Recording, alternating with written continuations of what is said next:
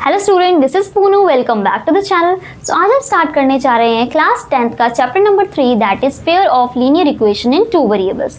सो हमें chapter start करने से पहले pair of linear equation in two variables, इसका मतलब हमें लीनियर इक्वेशन के बारे में पता होना चाहिए, टू वेरिएबल्स के बारे में पता होना चाहिए। सो नाउ हम स्टार्ट करते हैं इंट्रोडक्शन से। So pair of linear equation in two variables में हमारी आती हैं सबसे पहले लीनियर इक्वेशन के बारे में हमें पढ़ना है। सो लीनियर इक्वेशन के बारे में पढ़ना तो हमारे पास इक्वेशन जो होती हैं वो तीन पार्ट्स में डिवाइडेड है। पहला है हमारे पास लीनियर इक्वेशन, दूसरा है क्वाड्रेटिक इक्वेशन एंड तीसरा है क्यूबिक इक्वेशन। तो हमारे पास थ्री टाइप्स की इक्वेशन होती हैं, linear, quadratic and cubic equation. अब हम बात करें कि लीनियर इक्वेशन क्या होती हैं। तो लीनियर इक्वेशन जो होती है वो इक्वेशन होती है जिसके की हाईएस्ट पावर को हम क्या बोलते हैं, डिग्री, यानी जिसकी डिग्री जो है इक्वेशन की 1 है तो वो हमारी लीनियर इक्वेशन है।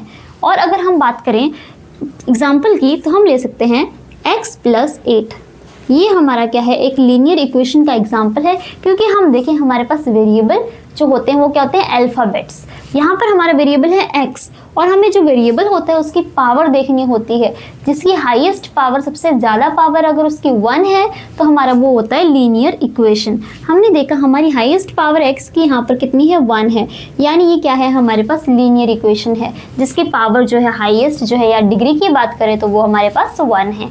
तो ये हमारी होगी लीनियर इक्वेशन। ऐसे हमारे बहुत सारे एग्जाम्पल आ सकते हैं ना। हम बात करें क्वाड्रेटिक इक्वेशन की, तो क्वाड्रेटिक इक्वेशन वो इक्वेशन होती है जिसकी हाईएस्ट पावर जो होती है, डिग्री जो होती है वो 2 होती है। जैसे कि हम एग्जाम्पल की बात करें कि 2x² + 2x + 5, ये हमारे पास एक एग्जाम्पल है जिसमें कि हमारी हाईएस्ट पावर की बात करें, यानी अल्फ़ाबेट की, यानी वेरिएबल की जो हाईएस्ट डिग्री की बात करें वो हमारे पास कितनी है। हमने देखा हमारे पास अल्फ़ाबेट है x और यहाँ पर है x की पावर 2। हमने देखा यहाँ पर x की पावर में सिर्फ एक ही है पावर और यहाँ पर हमारी x की पावर में 2 है, यानी हाईएस्ट जो है हमारी 2 है, x की पावर 2 हमारी ज़्यादा है, यानी हमारी डिग्री यहाँ पर जो आ रही है वो 2 आ रही है। अगर इस इक्वेशन की हमारे पास डिग्री 2 आ रही है इसका मतलब ये क्वाड्रेटिक इक्वेशन है। तो वो इक्वेशन जिनकी डिग्री 1 आती है वो लीनियर होते हैं, जिनकी डिग्री 2 आती है वो क्वाड्रेटिक होते हैं, और जिनकी डिग्री अगर 3 आती है वो हमारे होते हैं क्यूबिक। सो हम देखें फॉर एग्जाम्पल हमारे पास है x³ + 2x² + 5x + 7। मान लो हमारे पास ये एक इक्वेशन है। अब हमने देखा इसके जो है x जो है तीन जगह पे हमारे अल्फ़ाबेट्स आ रहे हैं, वेरिएबल्स आ रहे हैं। हमने देखा इसकी पावर 1 है, इसकी पावर 2 है और इसकी पावर 3 है। तो सबसे ज़्यादा पावर किसकी है, इसकी है, बिकॉज इसकी पावर जो हाईएस्ट यानी 3 है, यानी इस इक्वेशन की जो डिग्री है वो हमारे पास कितनी है, 3 है। अगर इस इक्वेशन की डिग्री 3 है वो हमारी होगी क्यूबिक पॉलिनोमियल या क्यूबिक इक्वेशन। सो हम बात करें लीनियर की, तो लीनियर में हाईएस्ट पावर या डिग्री जो होती है हमारी 1 होती है। हम बोल सकते हैं अगर डिग्री 1 है तो वो लीनियर इक्वेशन है, डिग्री 2 है तो क्वाड्रेटिक है और डिग्री 3 है तो वो हमारी क्यूबिक है। तो हमने पढ़ लिया कि लीनियर, क्वाड्रेटिक और क्यूबिक इक्वेशन हमारे पास क्या होती हैं। अब हमें जो है इस चैप्टर में जो है सिर्फ लीनियर इक्वेशन के बारे में पढ़ना है, क्योंकि पूरा चैप्टर जो है वो लीनियर इक्वेशन के अराउंड ही घूमता है। सो हमें क्वाड्रेटिक और क्यूबिक पॉलिनोमियल के बारे में इस चैप्टर में नहीं पढ़ना है। सो हमें जो है लीनियर इक्वेशन के बारे में पता होना चाहिए, जिसकी डिग्री 1 होती है वो हमारे पास लीनियर इक्वेशन होती हैं। Now let's start with other part. Now इस चैप्टर में हमें दे रखा है कि pair of linear equation in two variable है चैप्टर का नाम। अब हमने देखा कि लीनियर इक्वेशन हमारे पास क्या होती है। लीनियर इक्वेशन वो इक्वेशन होती है जिसकी जो डिग्री जो होती है यानी हाईएस्ट पावर जो होती है हमारे पास 1 होती है। अब हम बात करें लीनियर इक्वेशन तो है बट इन टू वेरिएबल है। 2 वेरिएबल का मतलब है उसमें जो वेरिएबल्स यानी अल्फ़ाबेट्स आएंगे वो 2 आएंगे। हमने लास्ट चैप्टर पॉलिनोमियल्स पढ़ा था तो हमने उसमें देखा था कि उसमें जो वेरिएबल्स आते थे हमारे वो कितने थे, ओनली 1 था। बिकॉज जैसे कि फॉर एग्जांपल 2x² + x = 5 हमारे पास कोई एग्जांपल था। अब हम देख रहे थे उसमें जो है हमारे x की वैल्यूज ही फाइंड कर रहे थे हम, यानी एक ही अल्फ़ाबेट या एक ही वेरिएबल की वैल्यूज हम फाइंड कर रहे थे। यहाँ पर बात करें तो इस चैप्टर में हमारे पास आ रहे हैं 2 वेरिएबल। सो हमने देखा कि a1x + b1y = c1 है, यानी यहाँ पर x वेरिएबल भी है और y वेरिएबल भी है। इसका मतलब अगर 2 वेरिएबल है हमारे में और इनकी पावर की बात करें तो हमारे पास x की डिग्री या पावर या y की डिग्री और पावर हम देखें तो 1 है। इसका मतलब हो गया कि लीनियर इक्वेशन है इन 2 वेरिएबल है, क्योंकि 2 वेरिएबल इसमें आ रहे हैं, x और y दोनों। सो हम बोल सकते हैं कि लीनियर इक्वेशन इन 2 वेरिएबल है। अब बात करें, हमें चैप्टर बोला है pair of linear equation in 2 variable. अब पेयर ऑफ लीनियर इक्वेशन की बात करें तो पेयर का मतलब क्या होता है, हमारे पास कोई भी चीज़ है वो दो में होनी चाहिए। अगर वो पेयर बना रही है यानी दो मिलकर बना रही है। सो हमने देखा कि अगर पेयर ऑफ लीनियर इक्वेशन है यानी लीनियर इक्वेशंस तो हैं दो वेरिएबल में है, लेकिन वो पेयर्स में है यानी दो हैं इक्वेशंस। हम तो एक इक्वेशन है a1x plus b1y is equals to c1 और एक है a2x plus b2y is equals to c2, यानी हमारे पास दो इक्वेशन होंगी, पेयर होगा इक्वेशन का जो कि लीनियर होंगी, जिनकी डिग्री जो है 1 होगी और वो 2 वेरिएबल में होगी, यानी इनके दो वेरिएबल होंगे x और y, या फिर हम कुछ भी वेरिएबल ले सकते हैं s t या कुछ भी अल्फ़ाबेट्स। सो हमारे पास ये हो गई pair of linear equation in 2 variable का मतलब। सो हमारे पास जो है इस चैप्टर में इसी फॉर्म में जो है इक्वेशंस गिवन होंगी, a1x plus b1y is equals to c1, a2x plus b2y is equals to c2। अब इसका मतलब क्या है, हमें पता है a1, a2, b1, b2 और c1, c2 हमारे पास क्या होते हैं, कांस्टेंट होते हैं, यानी जो हमारे पास इसके x के कोफिशिएंट जो होता है वो a1 होता है, यहाँ पर x का कोफिशिएंट a2 है, y का कोफिशिएंट b1 है, y का कोफिशिएंट यहाँ b2 है, और ये c1 और c2 जो होते हैं हमारे पास ये होते हैं कांस्टेंट या फिक्स्ड टर्म। मींस ये जो c1 और c2 है ये कभी भी चेंज नहीं होती हैं, ये एज इट इज़ वैसे ही रहती हैं। और अगर हम बात करें x y की, और x y जो होते हैं वो होते हैं हमारे पास वेरिएबल, और जो वेरिएबल होते हैं वो हमारे चेंज होते रहते हैं, यानी वो वेरी करते हैं, तो वो हमेशा चेंज होते रहते हैं। मतलब कभी x की वैल्यू 0 है तो कहीं x की वैल्यू 2 आ जाएगी, तो उसमें जो है कोई भी कांस्टेंट टर्म नहीं होती। लेकिन ये जो होते हैं हमारे पास ये कांस्टेंट होते हैं c1 और c2, और x और y यानी वेरिएबल जो होते हैं वो हमारे वेरी करते रहते हैं, वो हमारे डिफरेंट होते हैं, अलग अलग होते हैं अलग अलग पॉइंट्स पर। सो ये हमारी होगी pair of linear equation in 2 variable. तो इसी फॉर्म में हमें जो है दो इक्वेशंस गिवन होंगी जिनके कि हमें सोल्यूशन फाइंड करने हैं। अब आगे हम पढ़ेंगे कि इनके सोल्यूशन हम किस तरीके से फाइंड करेंगे। नाउ इस चैप्टर में जो है आपको जो है लीनियर इक्वेशन गिवन होंगी। कैसे गिवन होंगी, पेयर में, यानी दो फॉर्म में गिवन होंगी, एक अलग इक्वेशन होगी एक अलग इक्वेशन होगी, दो इक्वेशन गिवन होंगी। अब ये जो दो इक्वेशन आपको गिवन है इसमें जो है हमारे पास वेरिएबल भी होंगे, कांस्टेंट भी होंगे। हमें जैसे कि हमें कोई भी इक्वेशन है उसकी वैल्यू फाइंड करनी, हम कैसे फाइंड करते हैं। फॉर एग्जाम्पल हम एक एग्जाम्पल ले लेते हैं, जैसे कि x प्लस वाई जो है हमारे पास है 5, एंड एक और एग्जाम्पल है 2x plus 2y is equals to हमारे पास है 10।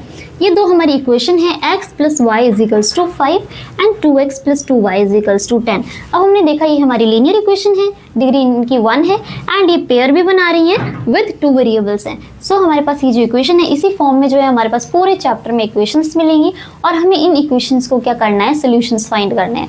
अब हम देखें कि अगर हमें सोल्यूशन फाइंड करने होते हैं ऐसे इक्वेशन के, तो हम कैसे फाइंड करते हैं, हम x की वैल्यू कुछ पुट कर देते हैं, y की वैल्यू फाइंड करते हैं और उनको ग्राफ के ऊपर लोकेट करते हैं।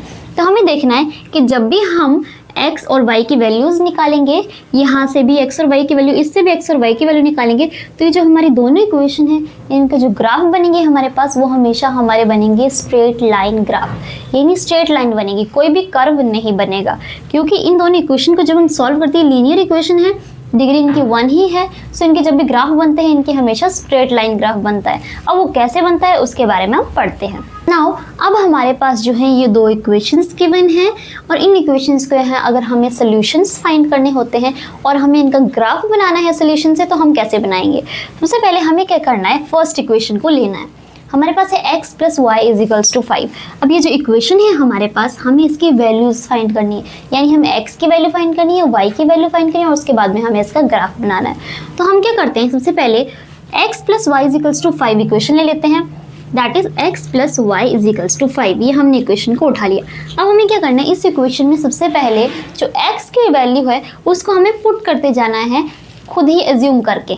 सपोज हम पुट करेंगे x को पहले 0। अब हम यहाँ पे वो बना लेंगे टेबल सा, जिसमें कि हम रिप्रेजेंट कर देंगे इनकी वैल्यूज़। मैंने एक टेबल बनाया जिसमें कि मेरे पास ये x है और ये मेरे पास y है, यानी यहाँ x की वैल्यूज़ आएंगी, यहाँ सारी y की वैल्यूज़ आएंगी। सो मैं ये टेबल बना लेती हूँ, मुझे 3 वैल्यूज़ तक निकालनी होती हैं मेन, अगर मुझे ग्राफ बनाना है तो। सो हम क्या करेंगे, सबसे पहले x की वैल्यू देखेंगे। x की वैल्यू को मुझे पुट करना है 0, सबसे पहले मैं 0 पुट करूँगी। अगर मैंने x की वैल्यू को 0 पुट किया तो मुझे चेक करना है कि y की वैल्यू मेरे पास क्या आ रही है। मैंने पुट किया x की जगह 0, प्लस का sign y as it is है इज इक्वल्स टू 5। तो मेरे पास 0 प्लस वाई 0 होता है, y होता है, sorry 0 plus y is y, यानी ये y हो जाएगा इज इक्वल्स टू हमारे पास आ जाएगा 5। यानी अगर मैंने 0 पुट किया तो मेरे पास y की वैल्यू तो कितनी आ रही है, 5 आ रही है। तो मैं लिख सकती हूँ अगर x हमारे पास 0 है इस इक्वेशन में तो y मेरे पास कितना हो जाएगा, 5 हो जाएगा। अब अगली बात करें, x को मैं 0 पुट किया, अब मैं पुट करती हूँ उसको 1, तो x की जगह मैं 1 पुट कर देती हूँ। तो मैं यहाँ पे x की जगह 1 पुट करती हूँ, 1 प्लस कितना हो जाएगा, यहाँ पर करते हैं 1 plus y is equals to 5 है हमारे पास। तो y एज इट इज़ यहाँ रहेगा, 1 यहाँ पे जाके माइनस हो जाएगा। सो 5 माइनस 1 कितना आ जाएगा, y इज इक्वल्स टू मेरे पास आ जाएगा 4। यानी अगर मैं x की वैल्यू 1 पुट कर रही हूँ तो मेरे पास जो रिजल्ट आ रहा है y का वो आ रहा है 4। सो मैं यहाँ पे लिख सकती हूँ कि मेरे पास जो है 1 पुट करने पे 4 आ रहा है। सो x का 1 पुट किया तो y आया 4। अब मैं नेक्स्ट पुट करती हूँ, x को मैंने 0 पुट किया तो मेरे पास 5 आया, 1 पुट किया तो 4 आया। अब देखते हैं कि अगर हम x को 2 पुट करेंगे तो हमारे पास क्या आएगा। अब x की जगह मैं 2 पुट कर दिया तो 2 प्लस हमारे पास कितना है y, x की जगह 2, y की जगह y इज इक्वल्स टू 5। सो मैंने देखा कि y को एज इट इज रखा, 5 माइनस 2 कितना हो गया, y इज इक्वल्स टू कितना आ गया मेरे पास 3। यानी अगर मैं x को 2 पुट कर रही हूँ तो मेरे पास y की वैल्यू जो कितनी आ रही है वो 3 आ रही है।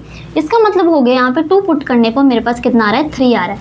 अब मुझे ये देखना है कि अगर मेरे पास 1 पुट किया, 0 पुट किया 5, 1 पुट किया तो 4, 2 पुट किया तो 3 आया। अब मेरे पास जो है ये वैल्यूज़ निकल के आ गई, मैंने निकाल ली x की 0, 1, 2 पुट करके एंड y की जो है मेरे पास रिजल्ट आ गए। अब मुझे देखना है कि जो हमारे पास वैल्यूज़ आई हैं इसके हम ग्राफ कैसे बनाएंगे। ग्राफ हम कैसे बनाते हैं, हमारे पास होता है एक लाइन, 2 लाइन्स होती हैं, एक होती है हमारे पास हमने पढ़ा था x एक्सिस और एक होती है y एक्सिस। यानी जो हमारे पास नीचे हॉरिजॉन्टल लाइन होती है वो हमारे पास होती है x एक्सिस और जो खड़ी हुई लाइन होती है वो हमारे पास होती है y एक्सिस। अब हमने देखा ये हमारे पास है x और ये हमारे पास है y। हमें क्या करना होता है, जो पॉजिटिव नंबर्स होते हैं वो हमारे x एक्सिस के इधर होते हैं। यानी मैं लगा देती हूँ 1 2 3, यहाँ पर भी हमारे कितने हैं 1 2, हम आगे तक 5 तक ले लेते हैं 3 एंड ऊपर तक ले लेते हैं थोड़ा 4 5। हमारे पास यहाँ जो है -1 -2 -3 और नीचे हम लें तो -1 -2 -3। मतलब इस तरीके से हमारा ग्राफ बनता है। इसका मतलब हो गया यहाँ पर जो है x की तरफ राइट हैंड साइड में मूव करते तो हमारे पॉजिटिव नंबर आते हैं और x के साइड हमारे नेगेटिव नंबर हैं, y के ऊपर की तरफ जाते हैं हमारे पॉजिटिव हैं और नीचे की तरफ आते हैं हमारे नेगेटिव नंबर। इस तरीके से हम जो है ग्राफ की जो है कार्टेशियन प्लेन पे ड्रॉ करते हैं। अब हम बात करें कि हमारे जो नंबर्स आए हैं वो x की वैल्यू अगर 0 पुट की तो 5 आया।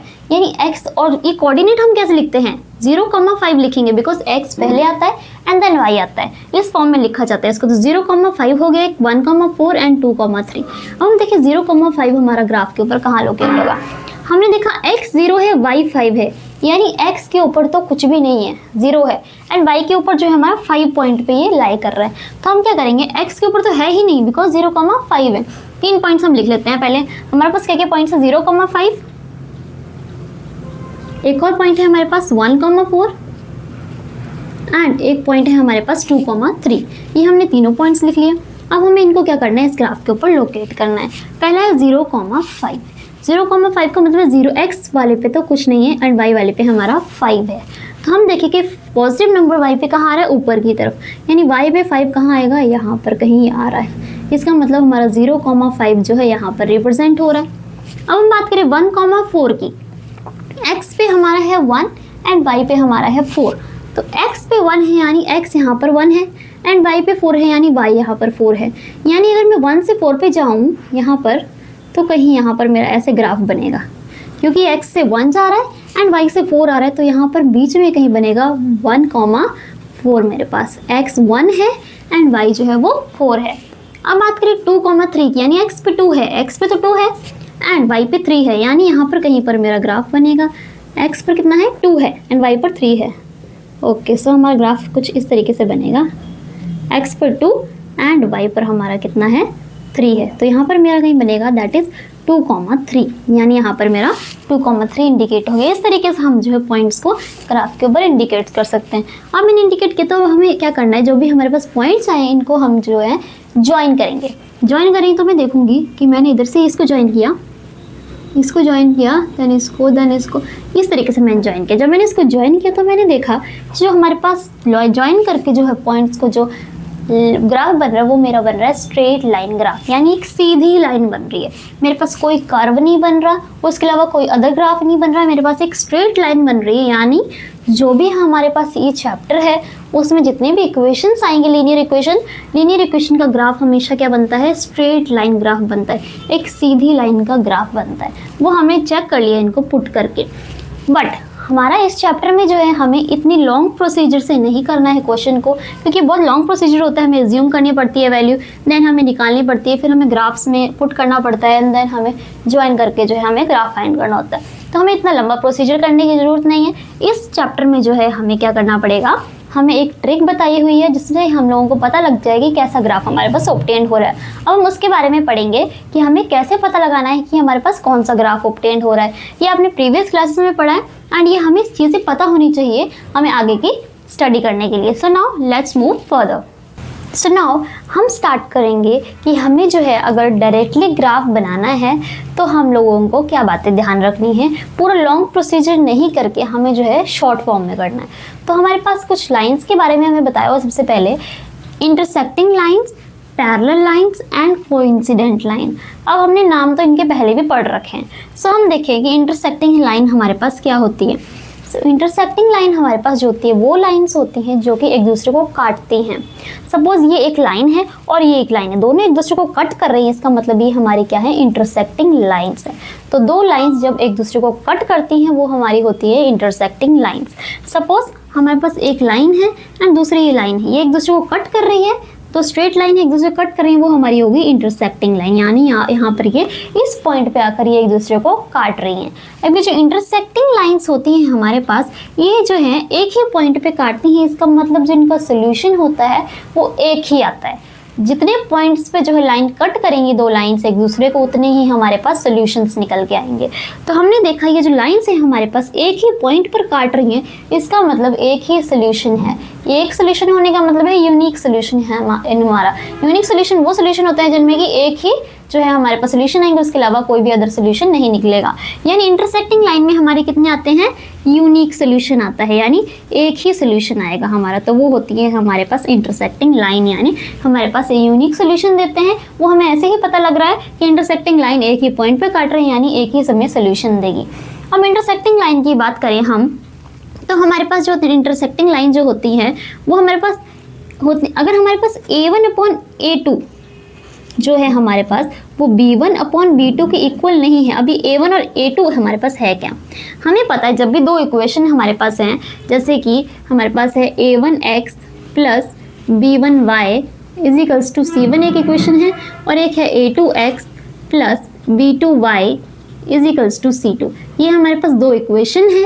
तो इन दोनों इक्वेशन में हम देखें तो हमारे पास A1, A2, B1, B2 ये है हमारे पास कोफिशिएंट जो है, जो वेरिएबल x, y है उनके। अगर ये वेरिएबल जो है इनका जो रेशियो है, यानी A1/A2 और B1/B2 का जो रेशियो है, अगर वो बराबर नहीं है, इसका मतलब ये इंटरसेक्टिंग लाइंस हैं। हम इसे पता कर सकते हैं कि इंटरसेक्टिंग लाइंस हैं या नहीं। हमें जो रेशियो है इनका वो देखना है दोनों का। अगर वो बराबर नहीं आ रहा रेशियो, सपोज इसका रेशियो आ रहा है 2:3, इसका आ रहा है 3:1, यानी दोनों बराबर नहीं है आपस में, इसका मतलब ये इंटरसेक्टिंग लाइन है जिनका कि यूनिक सोल्यूशन यानी एक ही सोल्यूशन होगा। तो हम इस ट्रिक से हम पता लगा सकते हैं कि ये हमारे पास इंटरसेक्टिंग लाइंस आएंगी और इसके कितने सोल्यूशन आएंगे। हमें ये बात ध्यान में रखनी है। अब हम देखें पैरेलल लाइंस की बात करें, हमारे पास इंटरसेक्टिंग लाइन है जो कि हमें एक पॉइंट पे कट कर रही थी। हमें पता है पैरेलल लाइन क्या होती है, वो लाइन जो कि एक दूसरे के बिल्कुल पैरेलल जाती है, यानी ऐसे जाएंगी, मतलब वो कहीं भी एक दूसरे को कट नहीं करेंगे, वो लाइन होती है पैरेलल लाइन। जैसे कि हमारे पास एक ही लाइन जा रही है, एक लाइन ये जा रही है, ये दोनों लाइंस हमारे पास सामने सामने जा रही हैं एक दूसरे के सामने, यानी ये दोनों हमारे पास क्या है, पैरेलल लाइंस हैं, ये आमने सामने जाएंगे। और ये कोई भी ऐसा पॉइंट नहीं आएगा आगे जाकर भी नहीं जिसमें कि ये मिलेंगी, बिकॉज ये कहीं से भी मुड़ नहीं रही, लाइन कहीं नहीं मिलेगी, सीधी ही जा रही हैं दोनों लाइन। तो पैरेलल लाइन जो है कहीं भी एक दूसरे को कट नहीं करते हैं, और वो लाइन अगर वो एक दूसरे को कट ही नहीं कर रही तो इनके सोल्यूशन तो क्या ही निकलेंगे, यानी इनका सोल्यूशन क्या हो जाएगा, नो सोल्यूशन, इनका कोई सोल्यूशन नहीं निकलेगा। पैरेलल लाइन का कोई सोल्यूशन नहीं होता है क्योंकि ये दोनों लाइन जो है कहीं भी मिलती नहीं है। ये दोनों लाइन पैरेलल मतलब एक दूसरे के सीधे में चलती रहती हैं आगे तक। सो अब हम बात करें कि ये जो लाइन है हमें कैसे पता लगाना है। जैसे इंटरसेक्टिंग में हमने बोला अगर ये आएगा हमारे पास तो हमें पता लग जाएगा कि ये इंटरसेक्टिंग लाइन है। हमें देखना है पैरेलल लाइन हमें कैसे पता लगाना है। हमें क्या करना है, A1/A2 जो होता है हमारे पास, अगर वो B1/B2 के तो इक्वल है, जो कि इंटरसेक्टिंग में इक्वल नहीं होते हैं, बट जो हमारा कांस्टेंट टर्म होती है C1/C2 उसके बराबर नहीं होगी। यानी A1/A2 और B1/B2 जो है ये तो इक्वल होंगे इनके रेशियो, लेकिन C1/C2 का रेशियो जो है हमारे पास बराबर नहीं है।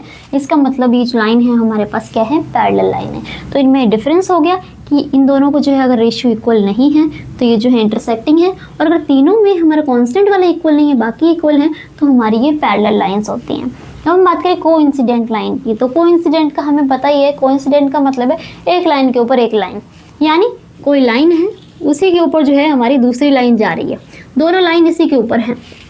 एक के ऊपर अगर एक लाइन है इसका मतलब उसके कितने सॉल्यूशंस निकलेंगे, मतलब वो लाइन क्या यहाँ भी सॉल्यूशन होगा क्योंकि वो एक दूसरे को कट कर रही है हर एक पॉइंट पे, यहाँ पर, यहाँ यहाँ यहाँ, यानी ये बहुत सारी जगह पर पॉइंट्स पर इसको कट कर रही है। इसका मतलब हो गया कोइंसिडेंट लाइन के इनफाइनाइट मैनी सॉल्यूशन होते हैं, यानी कोई उनकी जो है हम बोल नहीं सकते कि इतने सॉल्यूशन पर्टिकुलर बोल नहीं सकते, इनके इनफाइनाइट बहुत सारे सॉल्यूशंस होते हैं। तो हम बोल देंगे कि कोइंसिडेंट लाइन्स के जो है हमारे पास इनफाइनाइट सोल्यूशन है, बहुत सारे सोल्यूशन है। तो इन्फिनिट सोल्यूशन हो गया हमारे पास इनके, तो इन्फिनिट सोल्यूशन होते हैं वो हमारे पास होती है कोइंसिडेंट लाइन। अब हमने देखा कि हमारे पास जो ये रेशियो था ये हमारे पास ये दोनों बराबर थे, ये बराबर नहीं था पैरेलल में, लेकिन कोइंसिडेंट में क्या होता है, तीनों रेशियोज जो होते हैं वो बराबर होते हैं। अगर तीनों रेशियो बराबर है तो हमारे पास होती है कोइंसिडेंट लाइन। इसका मतलब A1/A2 जो होता है हमारा is equals to B1/B2 is equals to C1/C2, यानी अगर ये तीनों रेशियो बराबर है इसका मतलब हो गई ये कोइंसिडेंट लाइन है। तो ये तीनों लाइन के बारे में जो है हमने पढ़ा, इंटरसेक्टिंग लाइन वो होती हैं जो कि एक पॉइंट पे कट करती हैं, एक ही पॉइंट पे कट करती हैं, उनका एक ही सोल्यूशन होता है यानी यूनिक सोल्यूशन होता है, और उनको हम ऐसे चेक कर सकते हैं। पैरेलल लाइन जो होती हैं वो लाइन होती हैं जो कि कभी भी एक दूसरे को कट नहीं करती है, कभी भी एक दूसरे से मिलती नहीं है, तो इनके नो सोल्यूशन होंगे बिकॉज इनका तो कहीं भी कट नहीं हो रहा, तो इनका कोई सोल्यूशन ऑब्टेन ही नहीं होगा। और ऐसे हम इसको चेक कर सकते हैं इस फॉर्मूले से। और वैसे कोइंसिडेंट लाइन यानी एक के ऊपर एक लाइन, इनफाइनाइट मैनी सोल्यूशन, और इनको हम लोगों का रेशियो जो है तीनों के वो बराबर आते हैं। अब हम देखें कि इंटरसेक्टिंग लाइन और कोइंसिडेंट लाइन जो है हमारे पास वो दोनों सोल्यूशन दे रही हैं, बट पैरेलल लाइन जो है हमारे पास वो कोई सोल्यूशन नहीं दे रही। तो वो जो लाइंस होती हैं जिनमें कोई ना कोई सोल्यूशन मिल रहा है वो हमारे पास होती हैं कंसिस्टेंट लाइंस। कंसिस्टेंट का मतलब क्या होता है, कंसिस्टेंट सोल्यूशन देती हैं, इसका मतलब होता है कि ये दोनों लाइंस जो हैं वो क्या है, कंसिस्टेंट का मतलब होता है कि कम से कम एक सोल्यूशन वो दे रहा है। कम से कम एक सोल्यूशन का मतलब है एक तो उसने देना ही दे रहा है सोल्यूशन, उससे ज़्यादा भी वो दे सकता है। तो हमने देखा एक सोल्यूशन तो उसने देना ही देना है, यानी यहाँ पर दे रहा है, और उससे ज़्यादा भी दे रहा है तो वहाँ पे कोइंसिडेंट लाइन में दे रहा है। मतलब ये दोनों जो है कंसिस्टेंट है, और पैरेलल लाइन हमारे पास क्या है, इनकंसिस्टेंट है। ये कंसिस्टेंट है, हम बोल सकते हैं कि इंटरसेक्टिंग लाइन क्या है, कंसिस्टेंट है, ये कंसिस्टेंट है, ये हमारे पास इनकंसिस्टेंट है बिकॉज ये एक भी सोल्यूशन नहीं दे रहा, एंड ये अगेन कंसिस्टेंट है। तो कंसिस्टेंट वो लाइंस होती हैं जिसमें कि हमारे पास एटलीस्ट वन सोल्यूशन, कम से कम एक सोल्यूशन मिले, ज़्यादा से ज़्यादा कितने भी मिल सकते हैं बट कम से कम हमारे पास एक सोल्यूशन होना चाहिए। हमने देखा कोइंसिडेंट लाइन में और इंटरसेक्टिंग लाइन में कम से कम हमारे पास एक सोल्यूशन आ रहा है, इसमें एक है, इसमें इनफाइनाइट है, यानी ये दोनों कंसिस्टेंट है, और इनकंसिस्टेंट का मतलब है हमारे पास कोई भी सोल्यूशन नहीं आ रहा, तो ये इनकंसिस्टेंट है। तो इस तरीके से हम तीनों लाइन्स में डिफ्रेंशिएट कर सकते हैं। तो हमें करना क्या है, जब क्वेश्चन आएंगे तो हमें इनके रेशियोज चेक करने हैं। अगर रेशियो में हमारा ऐसा आ रहा है तो इंटरसेक्टिंग लाइन है, और इनमें से कुछ आ रहा है तो पैरेलल और कोइंसिडेंट लाइन है। हमें जो लॉन्ग प्रोसीजर करने की ज़रूरत नहीं है, हमें सिर्फ इतना सा चेक करना है, उससे हम बता सकते हैं कि कितने सोल्यूशन इनके ऑब्टेन होंगे। So in this way we can find different solution of different lines. Now इस चैप्टर में हमें कुछ अलजेब्रिक मेथड्स गिवन है जिनको यूज़ करके जो है हम इक्वेशंस के सोल्यूशन को फाइंड करेंगे। सो हमारे पास अलजेब्रिक मेथड्स में सबसे पहला मेथड है सब्स्टिट्यूशन मेथड। सब्स्टिट्यूशन का मतलब होता है किसी चीज़ को सब्स्टिट्यूट यानी रिप्लेस करना, किसी भी एक की वैल्यू वहाँ से उठाना एंड दूसरी जगह पे रिप्लेस कर देना, वो होता है हमारा सब्स्टिट्यूशन मेथड। तो हमारे पास दो इक्वेशन गिवन है, हमें इसके सोल्यूशन निकालने हैं with the help of this substitution method. तो हम सबसे पहले क्या करते हैं, हमारे पास एक इक्वेशन गिवन है x - 2y = 8 and second equation is x + y = 5। अब हम क्या करेंगे, कोई भी एक इक्वेशन लेंगे, suppose let us take equation number 1। अब हम यहाँ से एक वेरिएबल की वैल्यू को फाइंड करेंगे और फिर जो वेरिएबल की वैल्यू हमारी निकल के आएगी उसको हम पुट कर देंगे सेकंड इक्वेशन में और उसके बाद में जो हमारा रिजल्ट आएगा उसको हम ऑब्टेन कर लेंगे। सो हम इक्वेशन नंबर 1 को लेते हैं, तो मैं यहाँ से अगर एक वेरिएबल यानी x की वैल्यू को फाइंड करूँ तो x को मैं एज इट इज़ यही रखूँगी एंड जो -2y है उसको राइट हैंड साइड में मूव करूँगी तो हो जाएगा 8 + 2y, यानी x की टर्म्स में y की टर्म्स में x की वैल्यू यहाँ पे निकल जाएगी। सो मैं यहाँ लिख सकती हूँ x की वैल्यू एज इट इज़ यहाँ पे रख रही हूँ एंड -2y को उस साइड शिफ्ट कर रही हूँ तो x = 8 + 2y आ गया मेरे पास, यानी x की वैल्यू कितनी आ गई हमारे पास 8 + 2y आ गई। सो x की वैल्यू जो है मैंने y की टर्म्स में निकाल ली with the help of equation number 1।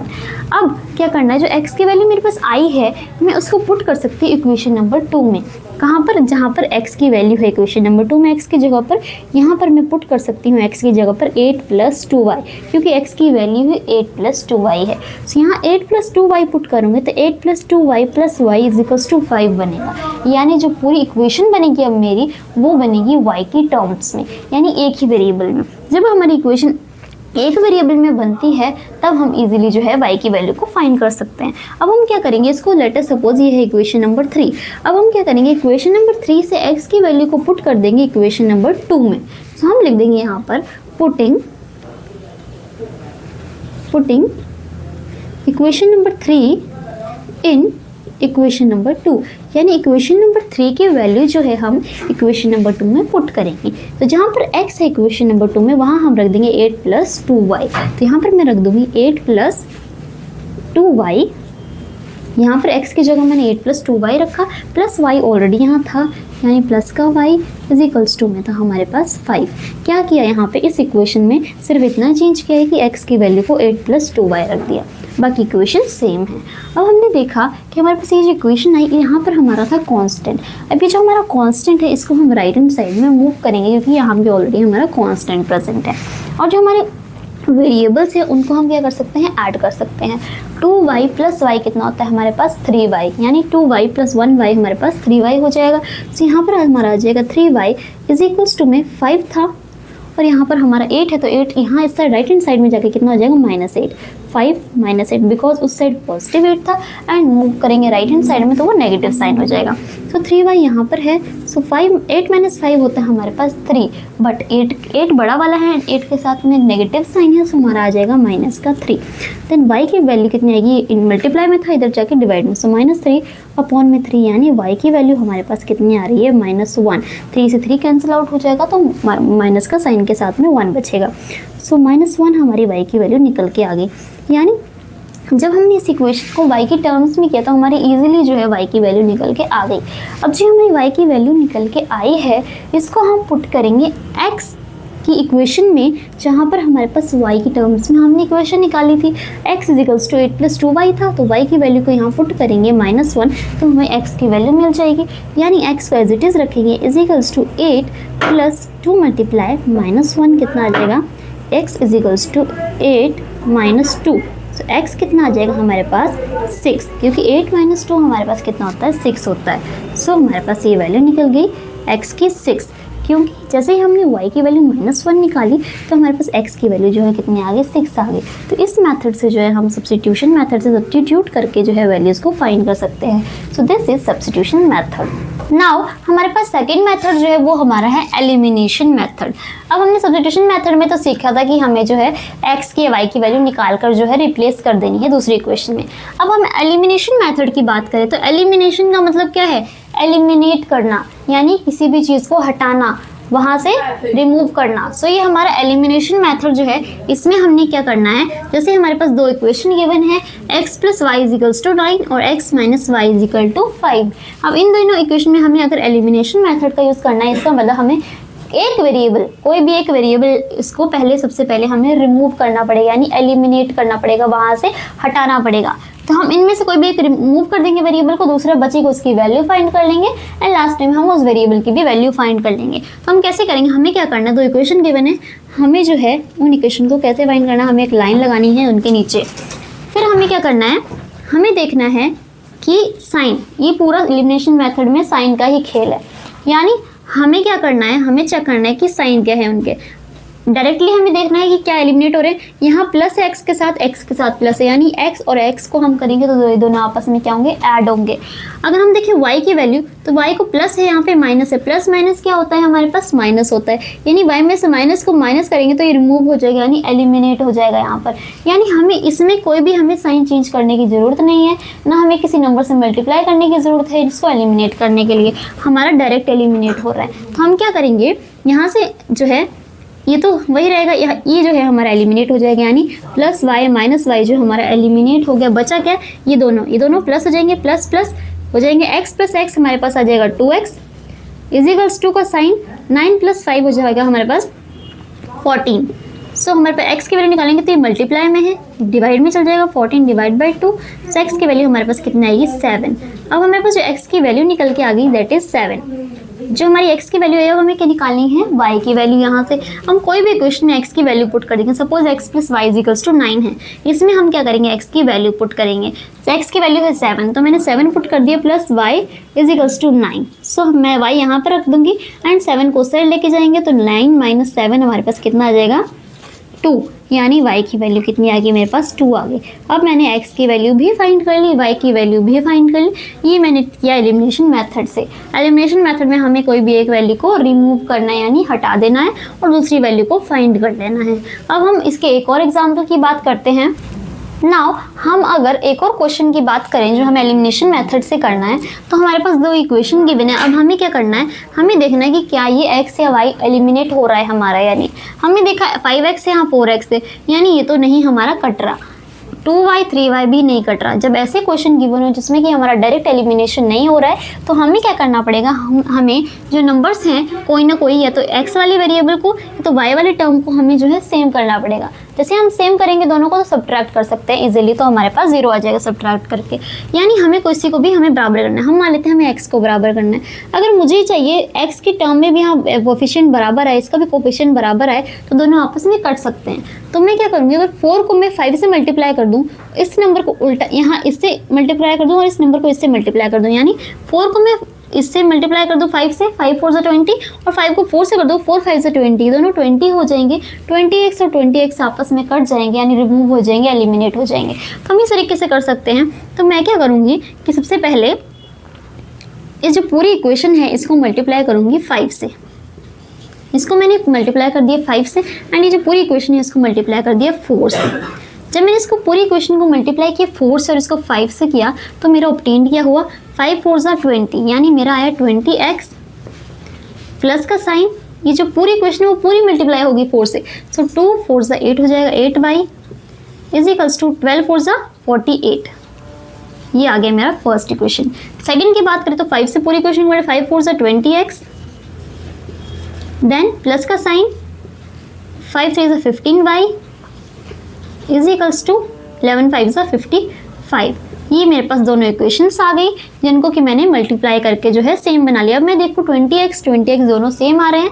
अब मैं इनको इजीली एलिमिनेट कर सकती हूँ। अब मैं क्या करूँगी, एक लाइन लगाऊंगी एंड देन मैं इनको एलिमिनेट करूँगी। सबसे पहले हमें क्या करना है, हमें देखना है कि साइन क्या है। इन दोनों के साथ प्लस साइन है, यानी अगर मैं इनको करूँ तो दोनों आपस में कटेंगे नहीं बल्कि ऐड हो जाएंगे, 40x बना देंगे 20x और 20x। तो मैं क्या करूँगी, साइन चेंज करना है। तो मुझे सबसे पहले कहाँ करना है साइन चेंज, सबसे पहले हमें नीचे देखना है, नीचे वाली इक्वेशन के साइन देखने हैं।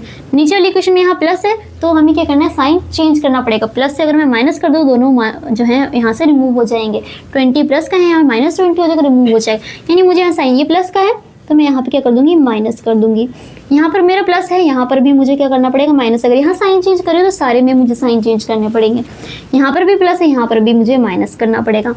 अब इस स्टेप में मैंने जो है साइन चेंज कर दी। सबसे पहले मैंने इनको मल्टीप्लाई करके इक्वल किया, देन मैंने इनके साइन चेंज कर दिया। अब मुझे जो है इनको एलिमिनेट करना है। अब मैंने देखा +20x -20x जो है आपस में कट हो रहे हैं, यानी ये तो हमारा एलिमिनेट हो गया। बाकी बात करें इसकी, तो अब हमारा बीच वाला साइन किसी काम का नहीं है, बिकॉज हमने ये रिमूव करके नीचे वाले साइन जो है वो यूज़ कर लिए हैं। अब हमें ऊपर वाले साइन एंड नीचे वाले साइन ही देखने हैं। सो ये +8y है एंड ये -15y है। प्लस माइनस हमारे पास माइनस होता है, 15 में से 8 जाता तो क्या यहाँ आ जाएगा 7y। 7y आ गया, 15y - 8y 7y। साइन कौन सा आएगा, 15 के साथ में बड़ा साइन है तो माइनस का साइन यहाँ आ जाएगा। इसी कल्स टू यहाँ पर जो है 55 में से 48 जाता है हमारे पास, तो कितना बचता है, तभी हमारे पास कितना बचता है, 7 बचता है। और साइन कौन सा आ जाएगा, माइनस का आ जाएगा। हमने देखा जब हम -7 अपॉन में -7 करेंगे तो हमारे पास आएगा कितना, काट के 1, यानी y की वैल्यू हमारे पास कितनी आ रही है, 1 आ रही है। अब हमारे पास y की वैल्यू 1 निकल गई एलिमिनेट करके, तो हम x की वैल्यू इजीली फाइंड कर सकते हैं। हमें क्या करना है, किसी भी इक्वेशन में y की वैल्यू पुट करनी है। हम पुट कर देते हैं इस इक्वेशन में 5x की जगह तो 5x आएगा, प्लस 2y था यानी +2 इंटू वाई की जगह 1 इजिकल्स टू हमारे पास हो जाएगा 12। हमने इस इक्वेशन में जो है y की वैल्यू पुट कर दी और 5x एज इट इज़ है, प्लस 2 1 ज़ा 2 इजिकल्स टू 12। तो 5x इजिकल्स टू में हो जाएगा 12, ये -2 इधर चला जाएगा, +2 माइनस में आ जाएगा, तो 5x इजिकल्स टू 10 आ जाएगा। तो x की वैल्यू जो है हमारे पास वो कितनी आ जाएगी, 10 अपॉन में 5, दैट इज़ x की वैल्यू जो हमारे पास आ गई 2, यानी x हमारे पास 2 आ रहा है। अगर x की वैल्यू और y की वैल्यू दोनों निकल गई तो ये हमारा जो एलिमिनेशन मेथड से जो है इसके सॉल्यूशंस निकल गए। सो ये था हमारा introduction to pair of linear equation in 2 variables. If you like the video then please subscribe the channel and don't forget to share with your friends.